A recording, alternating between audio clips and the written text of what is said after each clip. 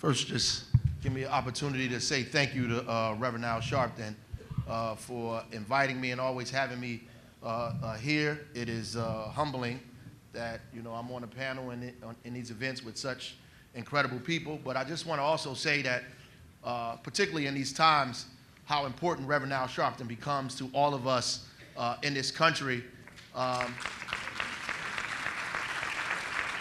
Absolutely. And somebody asked me before, should I be defending Reverend Al Sharpton? I said, I don't need to defend him. He know how to defend himself. I'm just going to stand with him. And that's the important thing, right?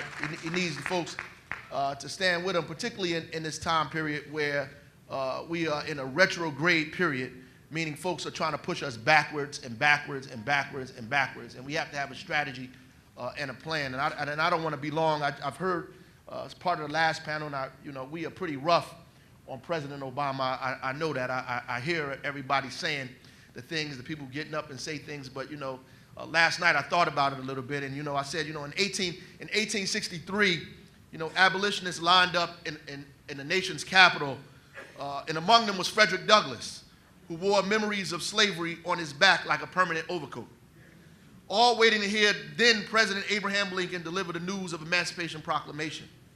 They didn't wait there because they believed that Lincoln was a radical abolitionist. They stood there because they had been fighting and pushing for years against the formidable institution of slavery. And before that day, there was no words and no action from a government that allowed millions to be bought and sold and murdered under the cloak of freedom. Some thought he wouldn't sign it, but he did. Their work, their struggle was not in vain. And when you can imagine that also present that day were escaped slaves from Virginia, waiting to hear that chattel slavery was moving closer to its permanent end, you could see the real relevance of this act and how in this context it was even radical at that time. Those that crowded the streets that New Year's Day looked at this document as the bottom, not the top. They looked at it as the start, not the finish. The same way we have to look at the election of first black president 2 times in a row by a broad coalition of progressives. We have to look at that as the bottom, not the top. It's the start, not the finish, meaning he was the beginning, you have to be the end. Millions of Americans who suffered Jim Crow, who brutalized and churches bombed, whose families were terrorized by fear and held down by brute force, by lingering poverty and desperate inequality, rejoiced when Barack Obama was elected president. They were moving closer and closer to democracy. They were happy that folks who experienced Jim Crow and the first time in their life was able to see the first African-American president in the most powerful nation in the world. They were happy, and they deserved the right to be happy.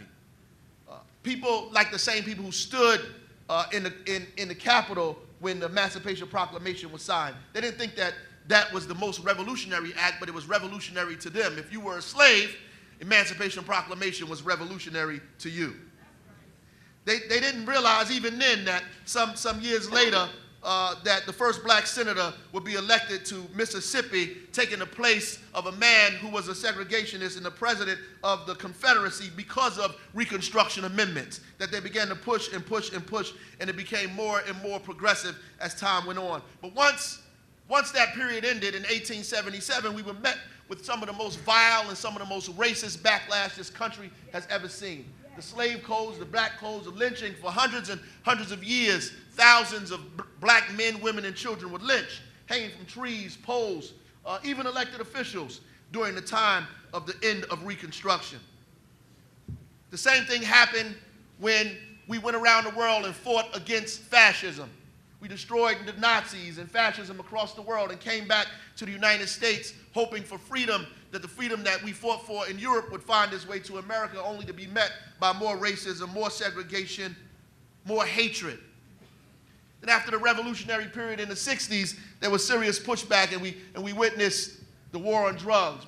We witnessed the incarceration period, the military, the prison industrial complex grow and grow and grow. And every time there's a progressive period, there is a backlash right after the progressive period. So when we witnessed the election of President Obama, after that we should have been prepared for the backlash that came right after Reconstruction, the backlash that came right after World War II, the backlash that came right after the civil rights movement. The backlash was Ronald Reagan. Excuse me, the backlash, it is. The backlash now is Donald Trump and racism as populism. The backlash, when racism becomes populism, when they begin to refer to racism as populism, then you know we're in a terrible time. When it becomes okay, when they get on TV and make it okay for people to be hateful, people to be racist, for people to be abusive, people to hate people based on religion, right, then you know that we're in a very difficult period. That is the backlash that we are experiencing, and we should have been prepared for that, because history has proven that after every progressive period, there is a retrograde period that follows. The last thing I really want to touch on, because I know you're waiting for the panel, is elections have consequences. We have to know that we can't play with this thing. We can't, have 10 things we disagree on too, then we walk away from the table. We can't do that. Our issues, the problems are greater than our individual selfishness. We cannot walk away because we disagree on 1 and 5, but we cool with 2, 4, 6, 8, and 9.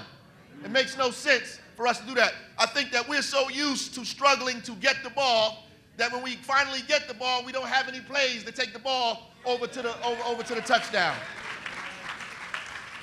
We cannot fight over those specific things. Our inability to turn mobilization into organization is why we are in this state that we are in now. We are so busy attacking one another. We are so busy fighting one another that our real enemies don't have to do much. They come after we've already killed each other, and they clean up the mess that we've laid behind.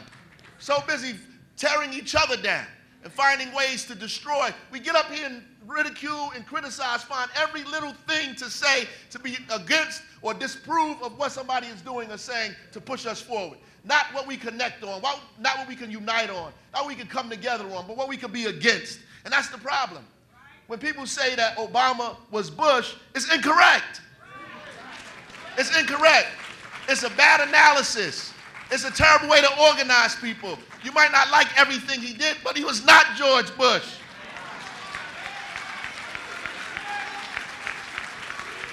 It's incorrect.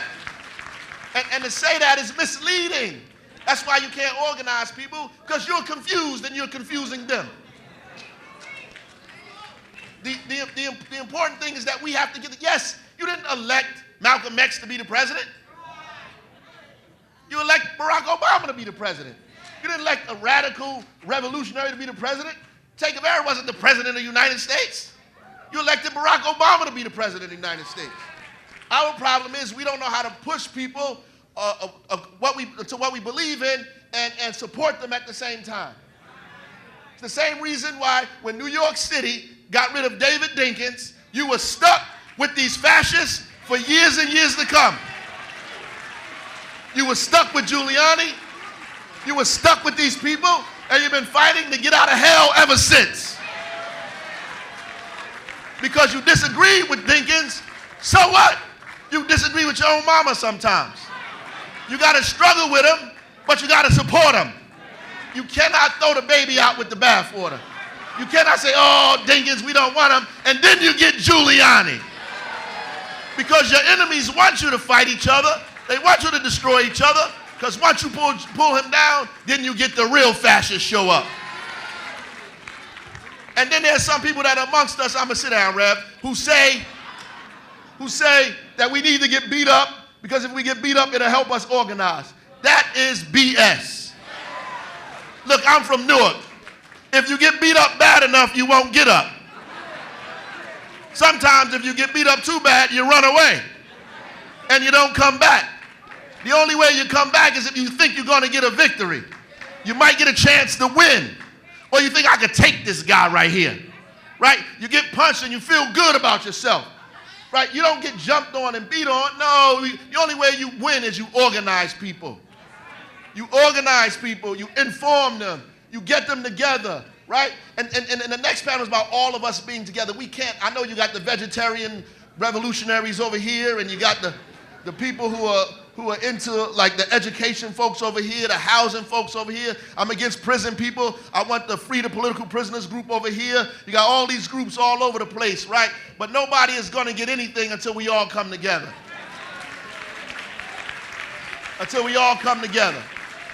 It's okay, brother. You like vegetarianism, that's cool. We won't serve you no pork. It's all right. You want to fight for housing, that's cool too. But housing is also about the increase of the minimum wage. And the increase in the minimum wage, people got to fight for women to get equal pay at their jobs. And the people that are fighting for women to get equal pay at their jobs got to fight against racism and segregation in these communities. And those that are fighting against racism and segregation in the communities have to fight against poverty in America. And those that are fighting against poverty in America have to fight for a better school system for our children. Those that are fighting for a better school system for our children have to fight that all religions are represented everywhere we go and not discriminate against. All of us have